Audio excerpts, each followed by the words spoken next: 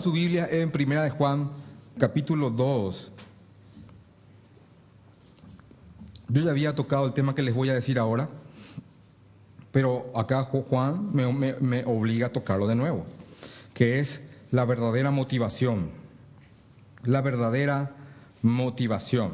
En el libro de Juan, en el capítulo 2, en el versículo 12, porque nos habíamos quedado en el 11, en el versículo 12 Juan dice: os escribo a vosotros, hijitos, os escribo a vosotros, hijitos,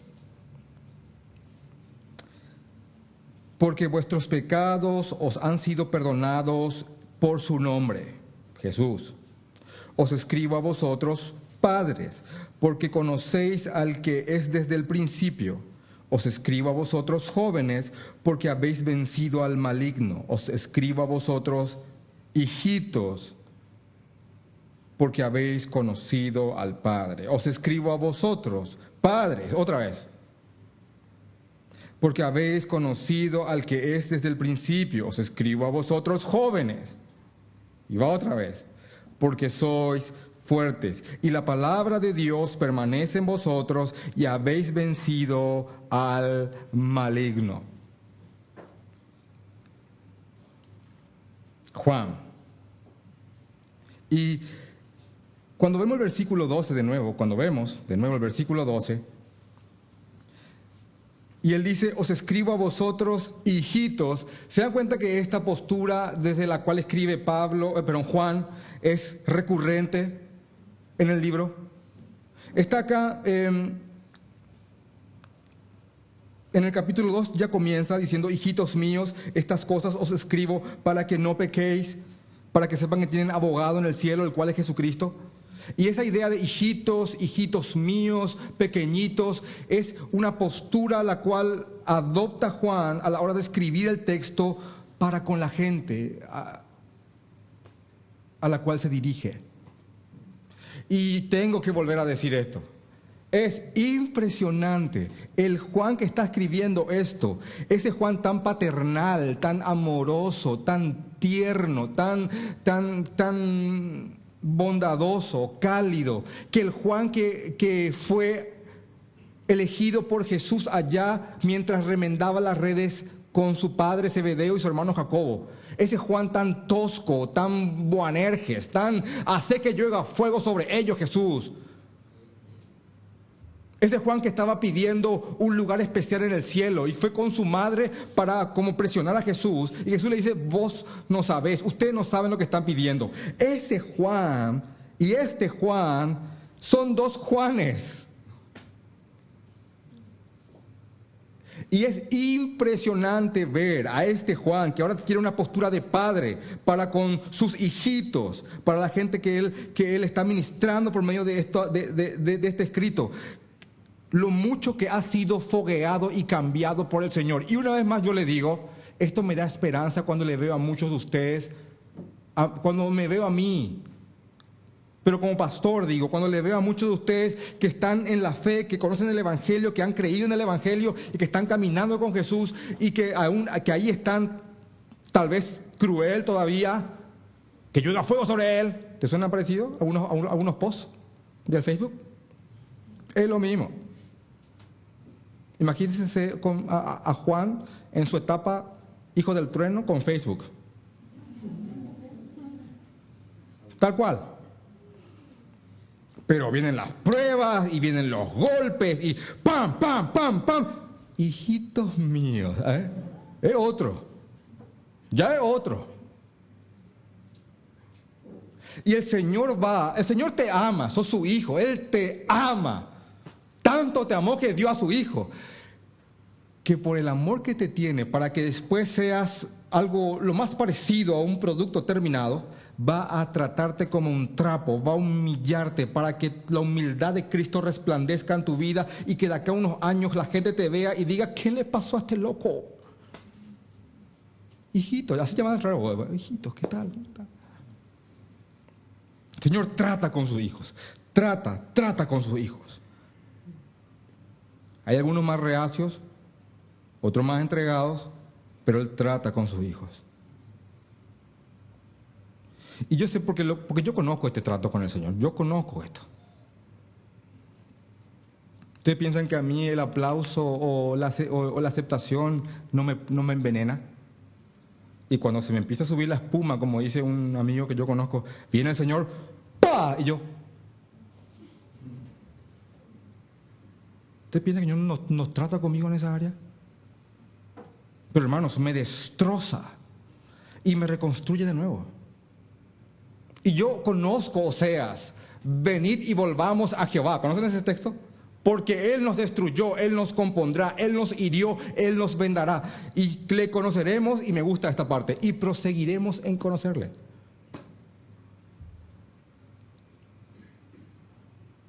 Así que si vos estás alejado del Señor, no vaya a pensar, hermano en Cristo, y yo doy por hecho que somos hermanos, ¿verdad?, que el Señor va a dejarte ahí. Eso no va a pasar. Eso no va a pasar. Si aún usted está alejado, reacio, y la palabra del Señor es como un martillo ahí, el Señor no va a dejarte ahí. No va a dejar, va a tratar contigo. Y es una bendición, es una promesa del Señor. Y mira cómo lo digo con gozo. El Señor nos ama. Nos ama. En cuotas, pero que vamos a venir. El Señor va a tratar con nosotros. Y este Juan que está escribiendo acá, ahora habla de hijitos. Imagínate, os escribo a vosotros, hijitos, porque vuestros pecados os han sido perdonados por su nombre. Y acá quiero parar un ratito antes de seguir, porque voy a hablar primero en cuanto a lo que Juan está haciendo acá. Juan viene hablando de muchas cosas. Él, en el capítulo 1, del versículo 1 al 3, habla de lo que él testificó, que él vio a Jesús. En Juan capítulo 1, versículo 4, él dice que él va a escribir esto, que él escribe esto para que nos gocemos en él, que nos gocemos en Jesús. Y el gozo es mucho más que simplemente algo sentimental, es más que risas, es un estado espiritual de que no pase de que pase lo que pase, yo estoy en Cristo. En el capítulo 1, 5 y 6, él dice quién es Dios y cómo tienen que andar los que dicen que creen en él. En el capítulo 1, del 7 al 10, del versículo 7 al 10, dice que el arrepentimiento en el creyente es constante y nos dice que inclusive constantemente podemos ir a Jesús para que nos limpie. Y mira que ya es para creyentes.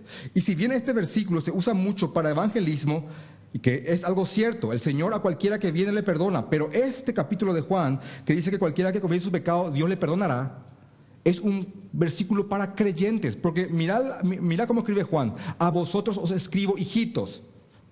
Y te dice en el versículo 12 del capítulo 2, a ustedes que vuestros pecados han sido perdonados. ¿Te dan cuenta que son creyentes? Entonces a estos mismos creyentes Él les dice, si ustedes confiesan sus pecados, el Señor es fiel y justo para perdonarles.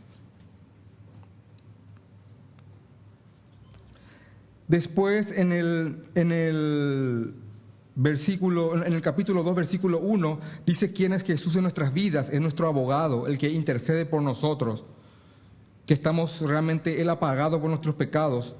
En el capítulo 2, versículo 4 y 5, dice, como generalizando la idea, podemos decir que cualquiera que crea en Jesús tiene que tratar de vivir o andar como Él anduvo. No vamos a ser perfectos como Él, por supuesto que no, por eso hay que entender el contexto. Pero una de las características que vamos a tener es que vamos a tratar con todas nuestras fuerzas de cumplir la voluntad de nuestro Padre. Y después lo que estudiamos el domingo pasado, capítulo 2, 4 y 6, es que una de las señales, y también del 7 al 11, capítulo 2, versículos 7 al 11, que una de las señales de los hijos de Dios es que se aman entre sí. Y que inclusive podemos herirnos y puede llegar a engendrarse rencor en nuestros corazones, pero no vamos a poder vivir con ese rencor a la sombra del Evangelio, a la sombra de la cruz. Y de ahí está la parábola de aquel que se le perdonó mucho y vio a su consiervo, a su hermano, y no le perdonó algo ínfimo en comparación a lo que a él se le había perdonado. Entonces puede haber peleas, puede puede engendrarse discordia, pero el Hijo del Señor, que constantemente va al Evangelio, no va a poder vivir con eso. Va a ser una tortura para él. Y eso hablamos el domingo pasado, dándole énfasis al segundo semejante, que es la otra columna de los 10 mandamientos o de la ley del Señor. Y acá hace como una pausa Pablo y Juan, hace como una pausa y empieza a animar a los hermanos a que avancen en el Señor. Y acá hay algo que tengo que explicar antes. Generalmente criticamos mucho los mensajes motivacionales.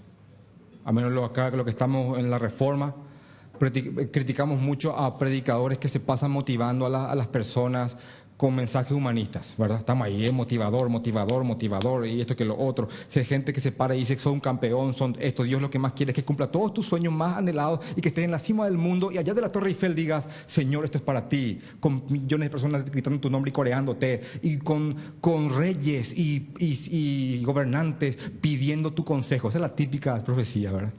Y pedirán tu consejo los reyes y gobernantes. A menos los que han salido del ambiente más místico saben a qué me estoy refiriendo. Los bautistas de cuna dicen, pero bueno, está bien. Dios, gracias a Dios por ustedes. Pero vos te das cuenta que hay todo un sistema que motiva, y no estamos en contra a un mensaje motivacional. Y una vez más le repito a lo que ya he dicho varias veces, nosotros no estamos en contra de un mensaje motivacional. Lo que estamos en contra es de con qué se te está motivando. ¿Comprenden eso? Estamos en contra de cuál es el combustible que se está cargando a los jóvenes o a la feligresía en general como una motivación para que ellos sirvan a Cristo. Lo mismo pasa con las ofrendas. ¿Cuál es el motivo por el cual que se usa para que la gente aporte para la obra? Eso vos tenés que pararte y analizar vereanamente. ¿Cuál es el motivo? El Señor va a prosperarte más, te va a dar el 100 por 1. Este verso es común. De acuerdo al tamaño de tu deuda tiene que ser el tamaño de tu ofrenda. ¿Conocen ese? Ese es un mensaje motivacional. Entonces, si yo digo, bueno, yo debo 20 millones, ¿cuánto tengo que dar? Da dinero, lo que hace Enlace en sus maratónicas. Da dinero y yo voy a orar por las ofrendas y el Señor va a sanarte, va a restaurar tu matrimonio. Mira, nada que objetarle a la Iglesia Universal. Absolutamente nada. Por favor, miren una maratónica de Enlace y después mírenle a estos brasileños, los brasileños que están. Es lo mismo. Es la misma temática. Nada que objetarle. Entonces, el problema no es la motivación. El problema es con qué se está motivando a lo que se conoce o se cree que es el cuerpo de Cristo o la iglesia. Y yo voy a mostrarte unos cuantos ejemplos para darle énfasis a lo que Juan va a hacer acá, porque él está dando ánimos a sus hijitos, él como padre está dando ánimo a sus hijitos en que el Señor ha perdonado nuestros pecados. ¿Vos te das cuenta que ese mensaje nos sirve para muchos? Señor, hermanos, vamos a servir, porque el Señor ha tomado nuestros pecados. Ha perdonado nuestros pecados. Los ha tomado y ha muerto por ellos. Cuando ese combustible no es el que motiva a la iglesia, cuando eso en tu vida ya no hace un hueco para que, y si es posible, mueras por el Señor, es que tenemos que de nuevo autoanalizarnos si verdaderamente la palabra de Dios está permaneciendo en nosotros. ¿Comprenden eso? Y voy a mostrarles unos ejemplos. Se van a reír de algunos. Yo lo he hecho, yo me he reído. Pero de lo simpático que es, pero es real, es bíblico lo que les voy a mostrar.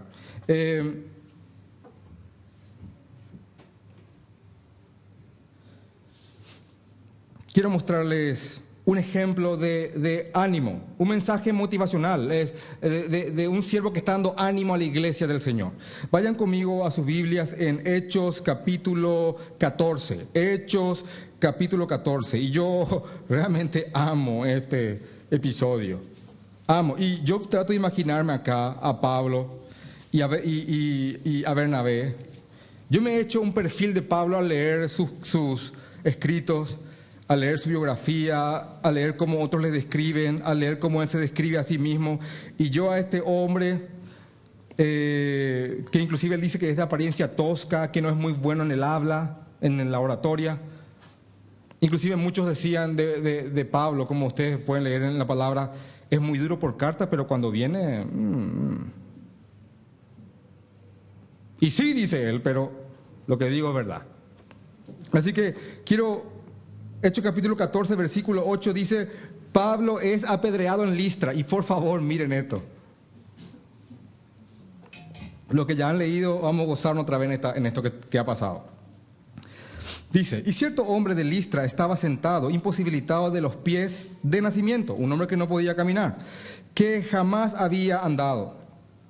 Este oyó hablar a Pablo, el cual, fijando en él sus ojos y viendo que tenía fe para ser sanado, dijo a gran voz, levántate derecho sobre tus pies. Y él saltó y anduvo. ¡Wow! Amén. Gloria a Dios, un milagro.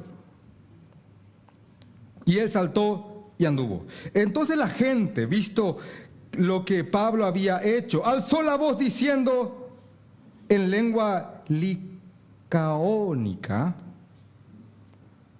dioses bajo semejanza de hombre han descendido, y les parafraseo lo que sigue, y miraron a Bernabé y creyeron que era Júpiter, y miraron a Pablo y creyeron que era Mercurio, y estaban ahí, son dioses, mira, un pueblo pagano, 2 apóstoles, 2 enviados, hicieron un milagro, y estos al ver esto, automáticamente atribuyeron esto a dioses paganos, y dijeron, dioses en forma de hombre han bajado y han hecho este milagro, y dice que vienen los sacerdotes del pueblo, porque ahí nomás estaba el templo, dice, de Júpiter, y el sacerdote de Júpiter, versículo 13, cuyo templo estaba enfrente a la ciudad, trajo toros y guirnaldas delante de las puertas, y juntamente con la muchedumbre querían ofrecer sacrificio a Pablo y a Bernabé. Imagínate eso. Este hombre tan celoso, y es Júpiter, imagínate que te digan Júpiter.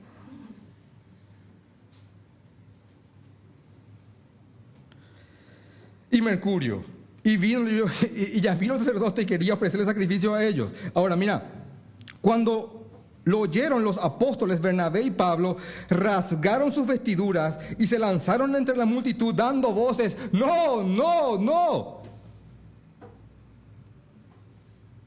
Y le decían, justamente de estos dioses es que nosotros queremos salvarles. Y empezaron a predicar el evangelio. ¿Sabe qué pasó? Te digo el resumen.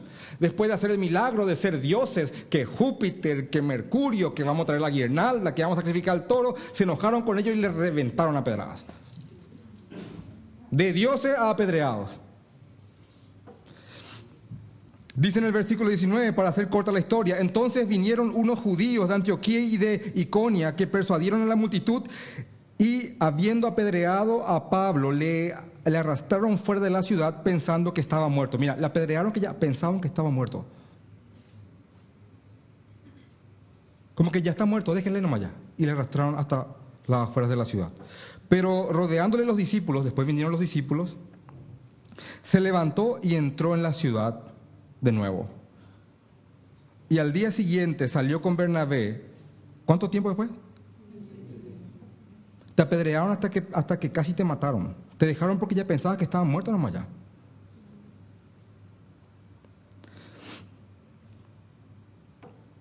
Al día siguiente salió con Bernabé para Derbe a predicar de nuevo.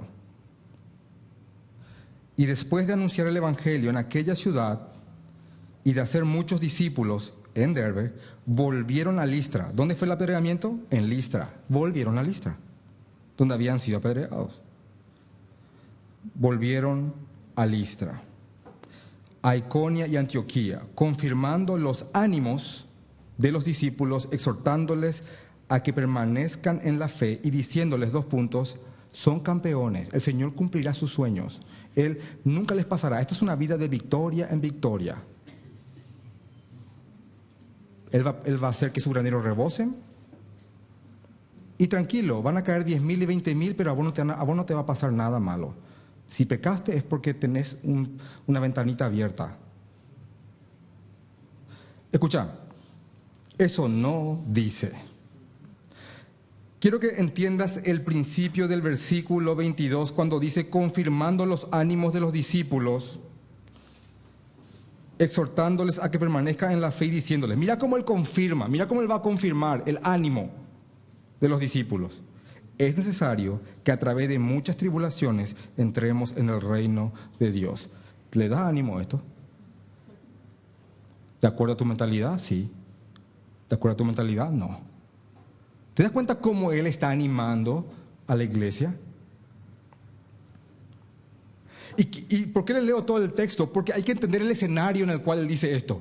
En el mismo lugar donde se le había apedreado, donde la gente había visto que Él estaba como muerto, y muchos han dicho, este está muerto, y le habían sacado afuera de la ciudad, y al día siguiente Él se levanta y va y predica. A ese mismo lugar, Él va a Listra y a otras 2 ciudades y a otros 2 lugares, y Él dice, hermanos, quiero confirmar su ánimo, quiero confirmarles en la fe, perseveren, porque es necesario que padezcamos para así entrar de esa forma al reino de los cielos. Hermanos, ¿te das cuenta?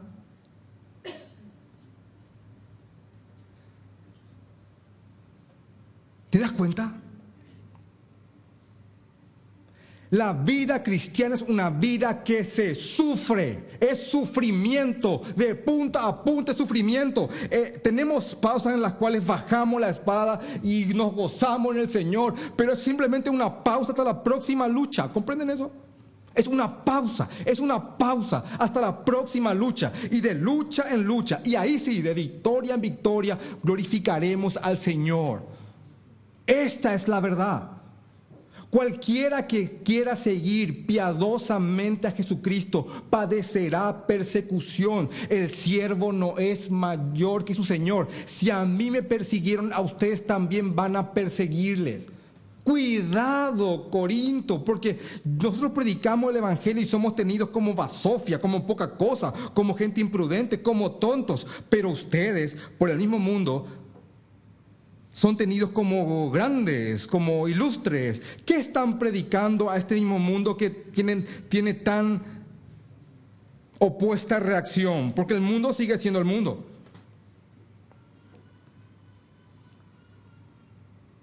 Cuando el mundo te quiere mucho, es una señal de que no estás predicando el Evangelio.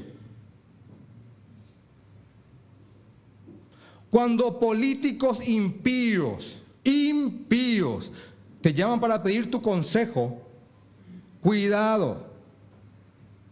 Tal vez ya sepan que les vas a decir lo que ellos quieren oír.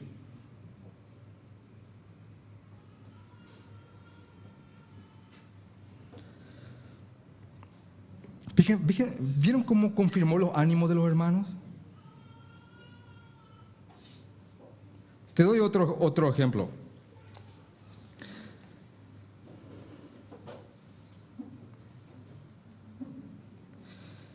En Tito, capítulo 2, Tito capítulo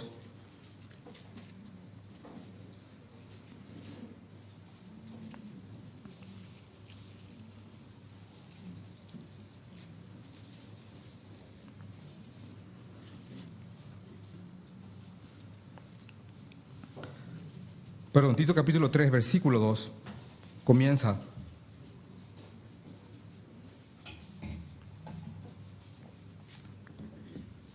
Dice que a nadie difamen, que no sean pendencieros, sino amables. Pablo exhorta a Tito a que él hable a la iglesia para que éstas tengan buenas obras. Dice que a nadie difamen, que no sean pendencieros, sino amables, mostrando toda mansedumbre para con todos los hombres, no solamente para algunos, para con todos los hombres, que estas son buenas obras. Y acá Pablo le va a citar a Tito una forma en la cual él tiene que mostrarle a la iglesia lo que fue para que ellos amen y sean amables para con los demás, y para que también constantemente su mirada esté puesta en el Evangelio, en el Señor Jesucristo. Porque nosotros también éramos en otro tiempo insensatos, rebeldes, extraviados, esclavos de concupiscencias y deleites diversos, viviendo en malicia y envidia, aborrecibles y aborreciéndonos unos a otros. Mira lo que éramos nosotros. Pero cuando se manifestó la bondad de Dios, nuestro Salvador, y su amor para con los hombres, nos salvó, no por obras de justicia que nosotros hubiéramos hecho. No existe nada para que Él te salve, sino por su misericordia y por el lavamiento de la regeneración y por la renovación en el Espíritu Santo, el cual derramó en nosotros abundantemente. ¿Por medio de quién? Por medio de Jesucristo nuestro Salvador, para que justificados por su gracia viniésemos a ser herederos conforme a la esperanza de la vida eterna. Palabra fiel es esta. Tito, palabra fiel es esta. Y en estas cosas, yo que te he discipulado, Tito, quiero que insistas con firmeza. ¿Viste eso? En quiénes fueron, en quiénes son, en lo que el Señor ha hecho en ellos. Que sean amables con los que están donde ellos estuvieron, porque alguna vez ellos también fueron así. En estas cosas, Tito, yo te ruego que insistas con firmeza. Insiste con firmeza. ¿Para qué? Para que los que creen en Dios procuren ocuparse en buenas obras. Estas cosas son buenas y útiles a los hombres, pero evita las cuestiones necias y genealogías y contiendas y disputas acerca de la ley, porque son vanas y sin provecho. Al hombre que cause división después de una u otra amonestación, deséchalo, sabiendo que el tal se ha pervertido y peca y está condenado por su propio juicio. ¡Wow!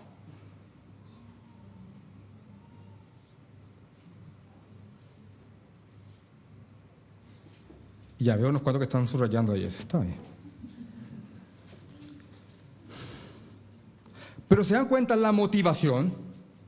Insiste con esto. Insiste, esto es útil para que ellos hagan buenas obras bajo esta motivación. Bajo esta motivación. ¿Quiénes fueron? ¿Quiénes son? Lo que el Señor ha hecho en ellos. Insiste en esto. Miren, confirma su ánimo. No les pintes un mundo Disney.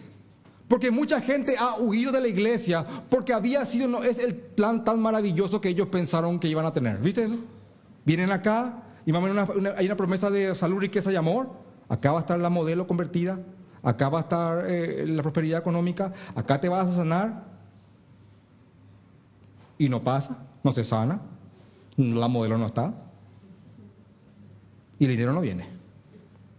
Y se van enojados con Dios. Y conozco muchísimos casos de eso. Conozco un hombre que era ludópata y ya no estaba ni siquiera en la iglesia o en alguna iglesia, que él era adicto al juego y él vino a la iglesia con mucha deuda económica sobre el juego, por causa del juego. Y dado un tiempo, ya estaba en la iglesia, hizo el curso de discípulos. Generalmente se le pone una especie de la escalera a la grandeza o el éxito continuo, algo así, ¿verdad? Y ya estaba por el tercer módulo o tercer librito y su deuda seguía. Él estuvo entre los que cubrieron al pastor con billetes, pero la deuda seguía.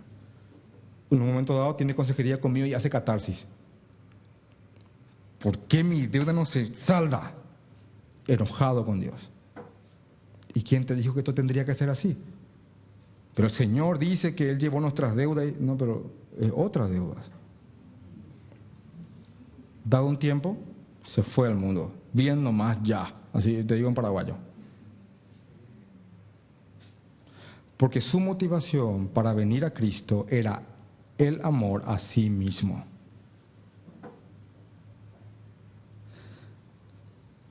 Lo mismo entendió Pedro. Vamos al libro de Segunda de Pedro.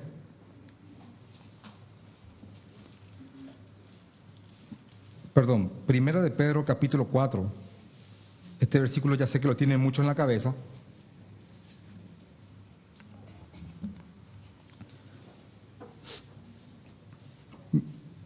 Y vamos a recapitular.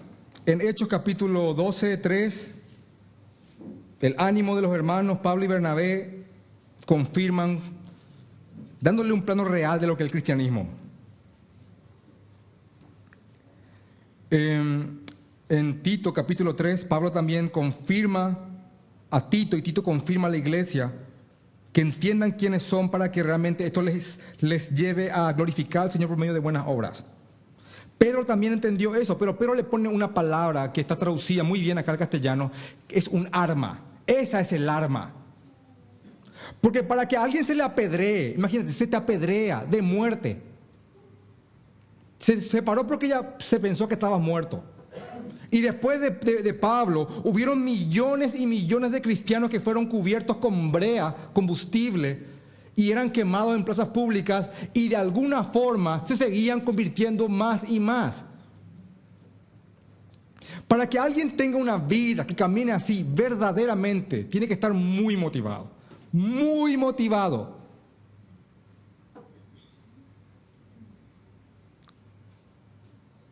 Y Pedro entendió que esta es el arma de la iglesia. Este es el arma del cristianismo. Esta es el arma. Puesto que Cristo ha padecido por nosotros en la carne. ¿Viste el puesto qué? Otra vez el Evangelio. Lo mismo que hace Juan en primera de Juan. Hijitos míos, esto escribo porque sus pecados han sido perdonados en Él. El Evangelio, una forma de sintetizar el Evangelio. También, primera de Pedro, capítulo 4, versículo 1 dice, puesto que Cristo ha padecido por nosotros en la carne, porque Él ha hecho esto, vosotros también, mira lo que dice, armaos del mismo pensamiento. ¿Tengo que crucificarme? No, que no te importe tu vida con tal de que la voluntad del Padre se lleve a cabo. Ármense. Si armamos a la iglesia de este pensamiento, si armas a tus jóvenes de este pensamiento, no va a pasar un año para que tengas uno que se levante y diga, me voy a Siria.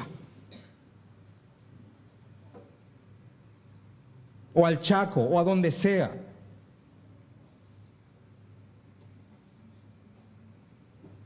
Pero puede morir y me voy igual. Es un arma. Es el arma que empuñan mentalmente los mártires que mueren por la fe. No les importa su vida, lo que más les importa es que la voluntad del Padre se haga. Y oran como Jesús en el Getsemaní, Padre, pasa de mí esta copa, pero no se haga tu voluntad, no se haga mi voluntad, sino la tuya. Es una postura psicológica, bíblica, para afrontar la vida.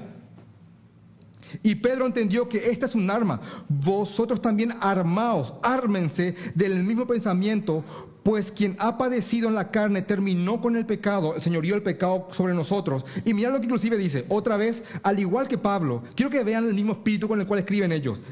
Te trae el pasado para que entiendas lo que es el porvenir.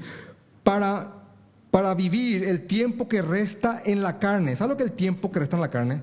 Este es el famoso, tu antes y después de Cristo. Así como en la historia hay un antes y después de Cristo, en tu vida hay un antes y un después de Cristo. Él te dice, armate de este pensamiento que tuvo Jesucristo, que se gozó en la voluntad de su Padre, que ese fue su combustible, su fuente de ánimo, y basta ya, dice, para no vivir el resto de tiempo, para no vivir el tiempo que resta en la carne conforme a las concupiscencias de los hombres, sino conforme a la voluntad de Dios. Basta ya el tiempo pasado para haber hecho lo que no agrada a Dios.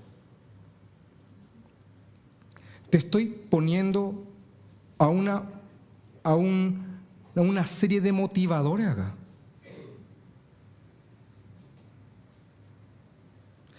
Y si vos lees la palabra de Dios y ves que así motivaban los hombres del Señor al pueblo de Cristo, cuando se levante alguien a tratar de motivarte porque es un campeón, créeme, va a ser un violín desafinado.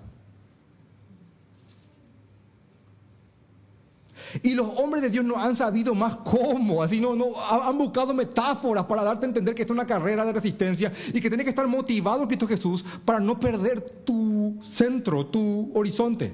Lo mismo hizo en el libro de Hebreos, no se sabe quién escribió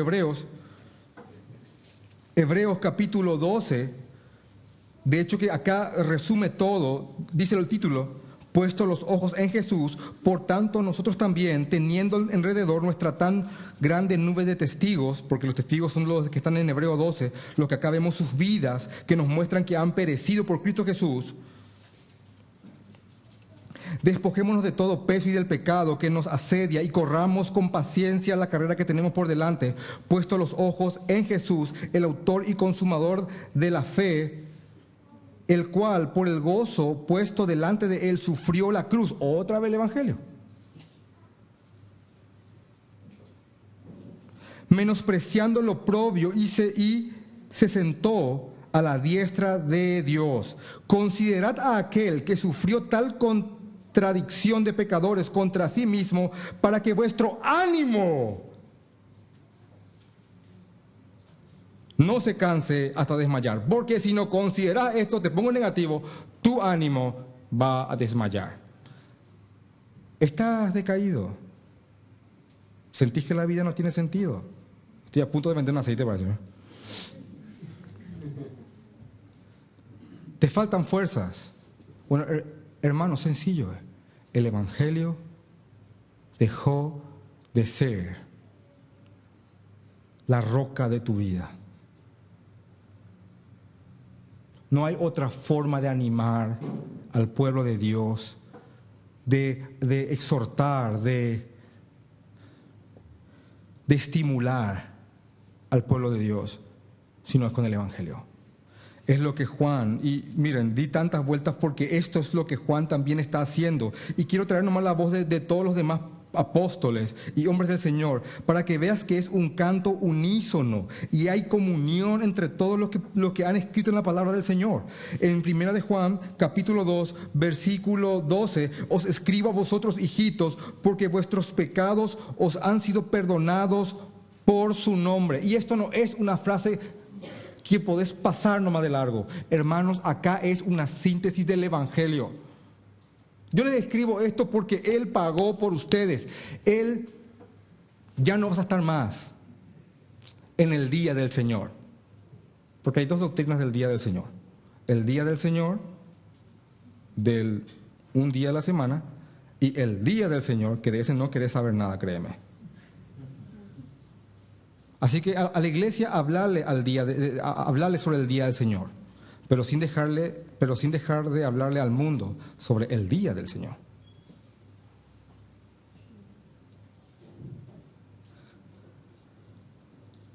Él te perdonó tu pecado y te voy a decir dónde no vas a estar. Te voy a mostrar, por si te olvidaste nomás. Sofonías, capítulo... Yo doy un tiempo prudencial porque sé que Sofonías no es tu profeta favorito. Y ya veo ahí los índices. Muy bien.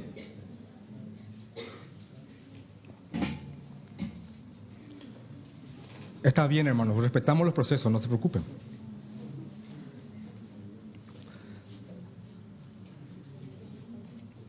Y hay murmullo, imagínate.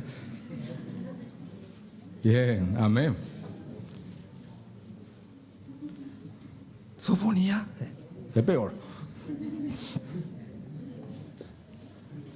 Sofonías capítulo 1, versículo 14.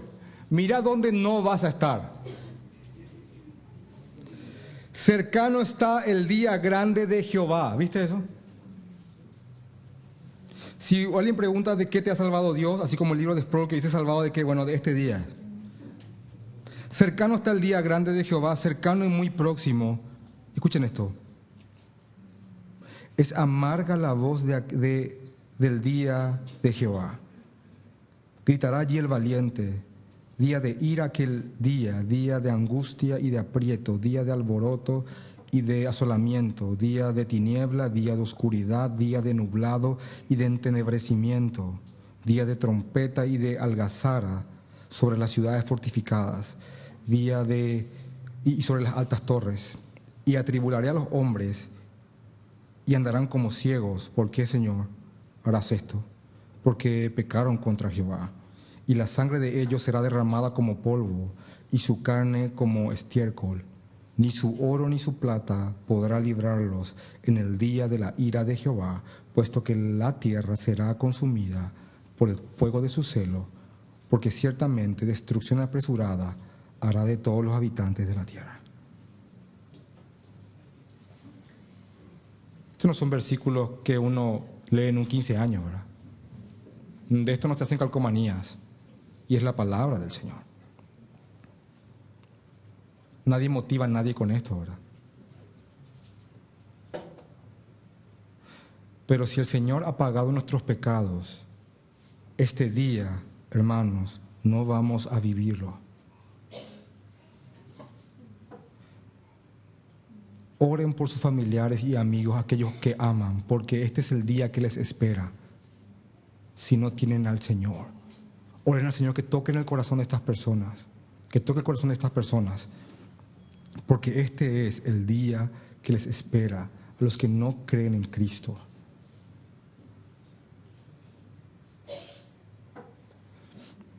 Decía Spurgeon, y lo parafraseo nada más: yo sé que el Señor va a salvar a quien quiera salvar, pero si alguien va a perderse, que sea por encima de nuestros brazos, que salten por encima nuestros, mientras les abrazamos y oramos por ellos y les decimos que no se pierdan. Este es el día de Jehová. Toda la ira de este día, el equivalente al poder de la ira de este día, es el que uno puede ver que se descargó en Jesús en Isaías 53. El equivalente en poder, que no trates de cuantificar eso. El equivalente en furia, en poder. Y miren cómo inclusive Sofonías trata de buscar metáforas para que entiendas. Día de angustia, día de aprieto, alboroto, asolamiento, tiniebla, oscuridad, nublado, entenebrecimiento, trompeta, algazara sobre ciudades fortificadas, angustia, sangre derramada como polvo, carne destrozada como estiércol. Así, para que entienda. Él trata de hacer, ¿entendés? Porque no tengo palabras. Bueno, ese día, para que entiendas lo que es el día del Señor. Y yo no puedo dejar de gritar sobre ese día a ese mundo que no le tiene.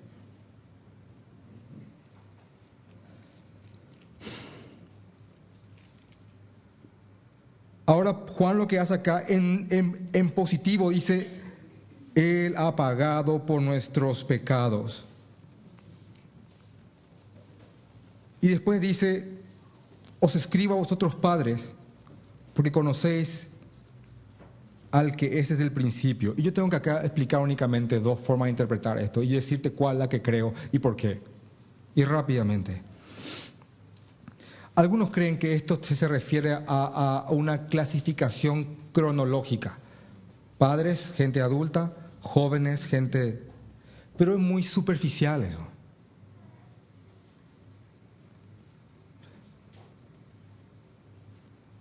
Yo más me vuelco a creer que es a un estado de madurez espiritual en la iglesia.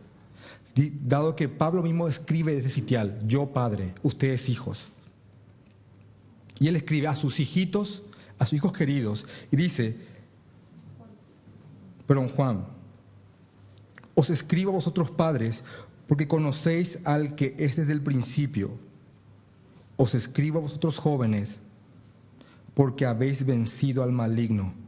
Padres, hombres y mujeres, hijos de Dios, avanzados en la fe, que conocen al Padre desde el principio, que realmente están llenos de la palabra del Señor, y jóvenes, pone la forma de traducir Jamieson, Fawcett y Brown, mancebo, dice. Personas que están naciendo en la fe y están creciendo, que están ahí sin muchas todavía herramientas espirituales acerca del conocimiento de Dios, pero están resistiendo al maligno. Así que para mí puede haber acá alguien de 80 años que sea un joven. Y puede haber alguien acá de 20 años que en su conocimiento y cercanía al Señor sea prácticamente un padre. Y respeto al que quiere simplemente decir es sector por edad. Yo me baso del perfil mismo de Juan, como él escribe como padre, como un hombre avanzado en el conocimiento del Señor, a sus hijitos, que acá inclusive él se refiere a padres que están avanzados en el conocimiento de Dios desde el principio, puesto que alguien puede ser padre y no tener este conocimiento. Y os escribo a vosotros jóvenes, porque habéis vencido al maligno. Y después otra vez encierra a todos en os escribo a vosotros Dice la Biblia de las Américas, que siempre la traigo conmigo, son las que más leo, Reina Valera y de las Américas, y la que más recomiendo. Dice niños en la Biblia de las Américas. Acá dice hijitos. Os escribo a vosotros hijitos porque habéis conocido al Padre. Y otra vez engloba todo. Y es mucho más profundo, más espiritual. Entonces él dice, miren, ánimo hermanos, porque el Señor pagó por nuestros pecados. Y le escribo a ustedes, a los más maduros, fuerza, ustedes tienen el conocimiento del Señor. Confirmen a los jóvenes, a los nuevos en la fe. Y a ustedes jóvenes, yo sé que no están tan fuertes, pero sé que han soportado y que han vencido al maligno. Y vuelvo a repetir, os escribo a vosotros padres, porque habéis conocido al que es desde el principio. Os escribo a vosotros jóvenes, porque sois fuertes y la palabra de Dios permanece en vosotros y habéis vencido al maligno. Y esa última frase hay que entender. La palabra de Dios permanece en ustedes y han vencido al maligno. No existe un divorcio entre estas dos cosas. Si la palabra del Dios no permanece en tu vida, no vas a vencer al maligno. Escúchame, joven en la fe. No joven de edad. Joven en la fe, que abarca más. Porque de repente digo en la edad y algunos van a decir, no, para mí no es, porque ya... No, joven en la fe.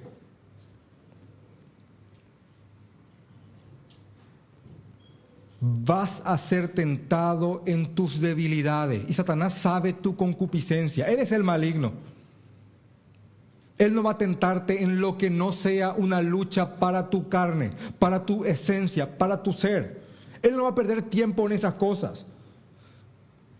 Si el juego, volviendo a la ludopatía, nunca fue tu problema, unos naipes o una ruleta frente a tu persona no es algo que va a tambalearte. Él va a buscar ahí donde está débil tu carne. Y cuando eso ocurra, tenés que estar lleno de la palabra del Señor para resistir al maligno. En Lucas 4 y en Mateo 4, solamente anótenlo, el concepto de guerra espiritual que Jesús nos deja, el modelo, es el más perfecto que hay para entender lo que verdaderamente es la guerra espiritual. Satanás tienta a Jesús usando inclusive la Biblia. Es como una especie de Biblia versus Biblia. Satanás le pide a Jesús que convierta una piedra en pan y él dice, inclusive dice, porque escrito está, si eres hijo de Dios todo el tiempo. Y Jesús contrarresta y contesta, con escrito también está. Y dice, no poniendo a prueba al Señor tu Dios. Lánzate de aquí, dice después Satanás, porque escrito está. Y saca un salmo tan hermoso. Porque el Salmo dice que ángeles te van a levantar y él dice, sí, cierto, pero también escrito está, no pongas a prueba al Señor tu Dios. Y constantemente Satanás. Ahora, ¿cómo yo voy a poder, cuando vengan los ataques del maligno, decir escrito está? Y escuchen esto, si no sé lo que está escrito. Buen punto, ¿verdad?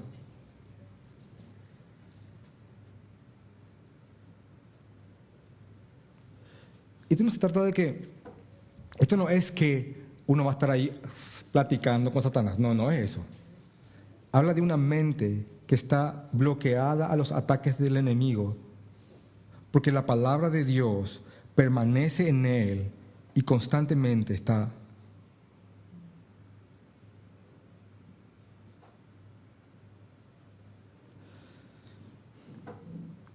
Yo hace varios años he conocido el Evangelio. Pero esta última semana, con Primera de Juan, estoy comenzando a estudiar el Evangelio todo de nuevo. Y realmente tengo un gozo enorme porque me he vuelto a maravillar por la obra del Señor. De verdad. He vuelto a ver mi pecado, la ira del Padre descargada sobre el Hijo, el día del Señor, ese día en el cual yo no estaré.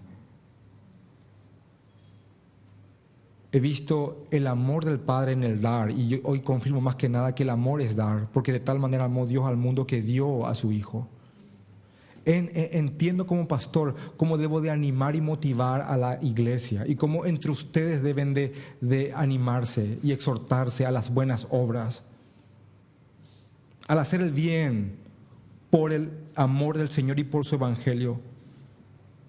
Y como pastor tratar de guiarles a ustedes que su mente esté inundada con la palabra del Señor, porque o si no yo le estoy dejando sin balas en una guerra constante. Esa es una realidad, es verdad. Y si estás en guerra, aférrate al Señor más que nunca. Y si estás en paz, sépase que es simplemente una pausa hasta la próxima guerra. Y los que estén fuertes, confirmen a los que están débiles. Quién sabe, el día de mañana ese débil que confirmaste sea el fuerte que te confirme. Porque si algo sabemos de la vida cristiana, es que hoy estás acá y mañana estás acá.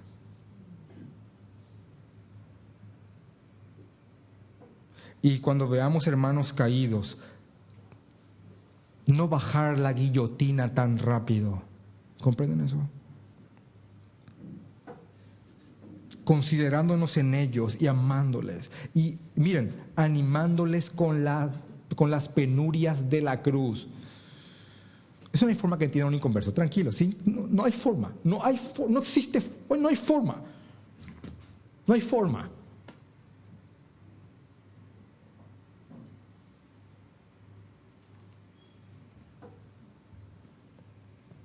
Hermanos, que el Señor vuelva a reafirmar el Evangelio en sus vidas. Recurren a este lugar como la fuente de ánimo y de fuerza. Recuerden que es una carrera. Tengan en la mente Hebreos 12:3, Hechos 14:22, Hebreos 10:24, Primera de Pedro 4:1-2, Tito capítulo 3, 2-8. Son todos textos de hombres que aman al Señor, que han animado al pueblo de Cristo con otra cosa que no es la cruz. Y vuelvo a ir otra vez a la primera parte de la congregación. Pablo fue así de la predicación, porque Pablo fue así a Corinto y él pretendió no saber cosa alguna sino a Cristo crucificado, para que tu fe no esté basada en los hombres, sino en el Evangelio del Señor. Así que no es que yo le conozco, yo voy a proseguir conociéndole. No es que yo solamente tomé Evangelio y te convertís y sos creyente y nacido de nuevo. No, para seguir avanzando tengo que seguir en ese mensaje aferrado, estudiando otras cosas, sí, pero siendo motivado y animado por el mensaje de la cruz. No hay otra cosa. Iglesia sin evangelio es iglesia raquítica. Y hay iglesias que han perdido el evangelio de tal forma que ya ni siquiera son más iglesias, sino sinagogas del que ya saben.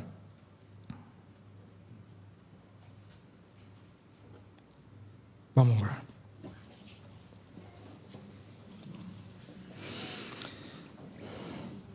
Te pido, Señor, que nos ayudes, que nos guíes, Padre.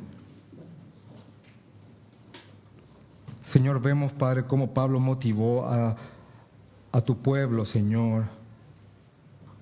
Como Pedro lo hizo, como Juan lo hizo. Como el libro de Hebreos lo hace, Señor.